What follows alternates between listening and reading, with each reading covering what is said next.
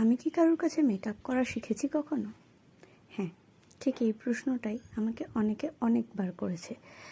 তো সবার জ্ঞাতার্থে বলে রাখি না, আমি কোনোদিনই প্রফেশনালি মেকআপ করা শিখিনি, কিন্তু সাজতে আমি ডেফিনেটলি ভালোবাসি। আর খুব ছোটোবেলার থেকে নাচ করার ফলে তোমরা সবাই জানো যে নাচের সঙ্গে নিজেকে সাজিয়ে রাখার একটা বিরাট সম্পর্ক আছে। তো খুব ছোটোবেলার থেকেই আমি নিজের সাজটা নিজেই সাজতে পছন্দ করি।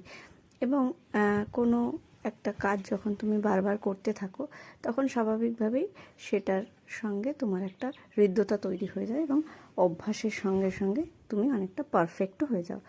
ব্যাস এটুকুই। আমি সাজতে ভালোবাসি, আমি সাজাতেও ভালোবাসি। ইনফ্যাক্ট জানি না কতটা পারফেকশনের সঙ্গে সাজাতে পারি, কিন্তু সাজাতে আমি ভালোবাসি। তো আমার আজকের সাজটা তোমাদের কেমন লাগলো একটু বলো। কিছুই না, খুব সিম্পল একটা সাজ। Get ready with me, just normal day, working day.